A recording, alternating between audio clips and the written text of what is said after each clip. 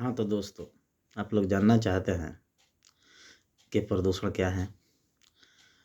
जानते हैं 2024 के आंकड़े के अनुसार अगर देखा जाए तो ये जो भारत है प्रदूषण के मामले में तीसरे स्थान पर आ गया है।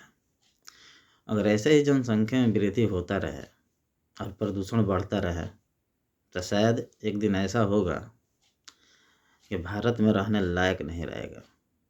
पूरे विश्व के लोगों को इस धरती को कार्बन मुक्त करना चाहिए। कोई भी ऐसा क्रिया इस धरती के ऊपर नहीं करना चाहिए जिससे कि प्रदूषण बढ़ जाए और यह धरती बर्बाद हो जाए। इसलिए इस धरती पर रहने वाले सभी लोगों को, जितने भी तमाम लोग हैं, सबको ये चाहिए कि इस धरती पे हम लोग क्या करें जिससे कि कम से कम प्रदूषण फैले।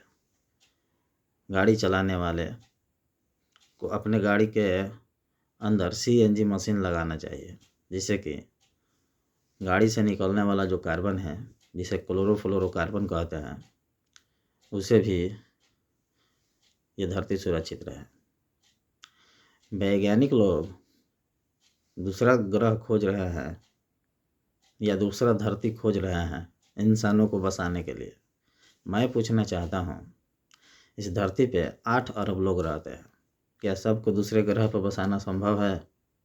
आप लोग कितने लोगों को यहाँ से लेकर के जा सकते हैं?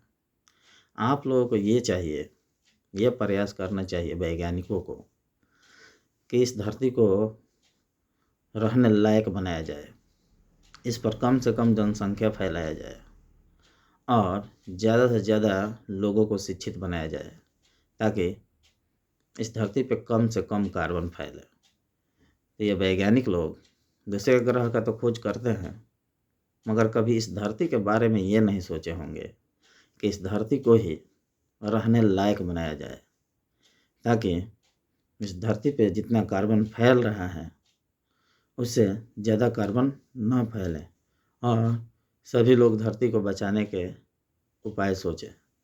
इसीलिए इस धरती पे हम लोगों को रहना है तो इस पूरे धरती के बारे में हम ही लोगों को सोचना है, पूरे विश्व के बारे में हम ही लोगों को सोचना है ताकि इस धरती पर रहने वाले जितने जीव जंतु हैं सब लोग अच्छे से रह सकें।